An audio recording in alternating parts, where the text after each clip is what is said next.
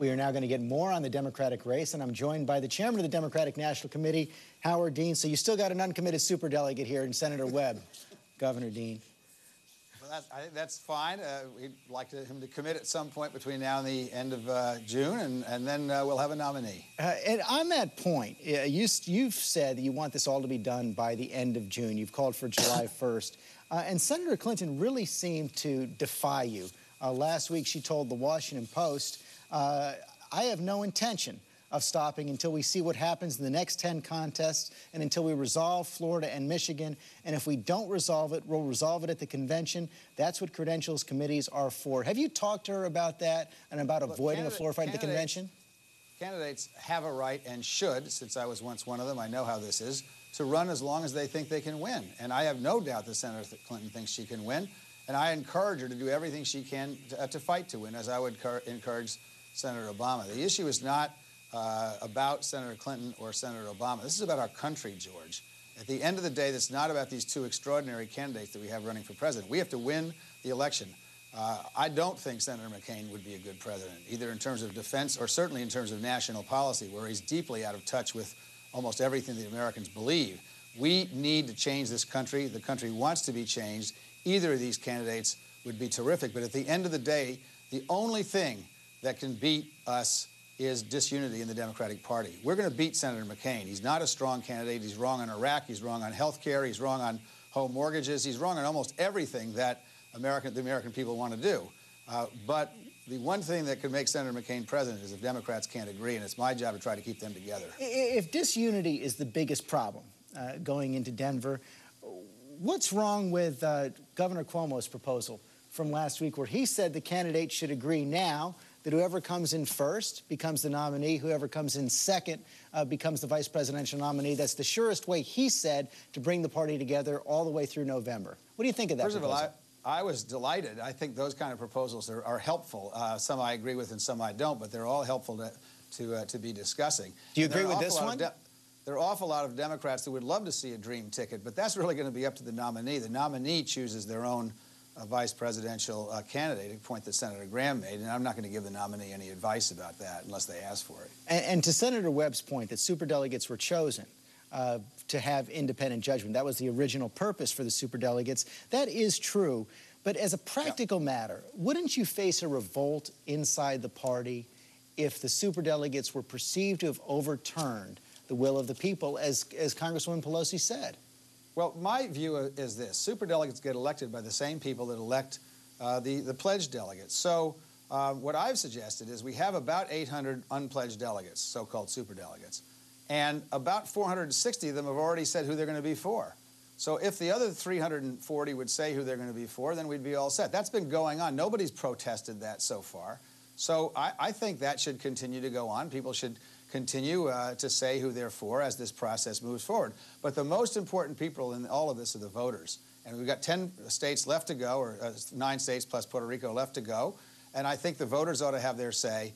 But as that process is going on over the next couple of months, I hope that the superdelegates will understand that in order to keep the party together, we need a nominee, and we ought to have a nominee sometime by the end of June. And you say there are 10 states left to go. There's 2 states still hanging out there, Michigan and Florida, that has become, I would imagine, the bane of your existence. Michigan has put out a statement this week saying that there is not going to be a do-over vote in Michigan. You met with the Michigan delegation. They say they're committed to getting their delegation seated. You met with the Florida delegation. They said they're committed to getting their delegation seated. But there still is a huge difference between the Obama and the Clinton campaigns. Senator Clinton wants the popular votes to count. Here's what she said.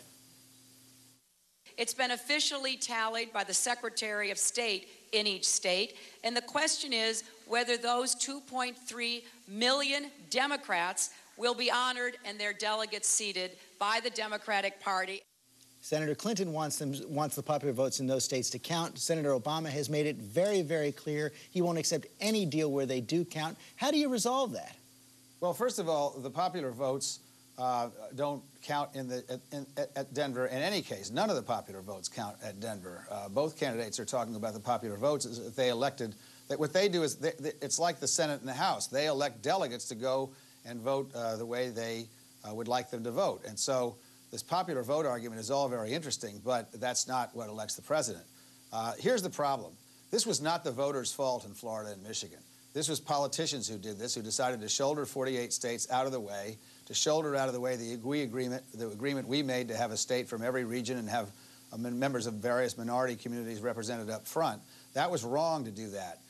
The question is, how do you honor the participation of the voters and at the same time make clear this is not going to happen again in 2012? And in the case of Michigan in particular, they didn't really have an election. They had one candidate on the ballot. That is not, the last time I saw, considered to be an election in the United States of America. Now, so here's my problem. My problem is we want to honor the states and the people of Michigan and Florida who did come out and voted in flawed elections, but we also want to make clear that there has to be an orderly process in the Democratic primary that everybody has to respect. Michigan and Florida voted for those things. So we want to seat a delegation from Florida. We want to seat a delegation from Michigan.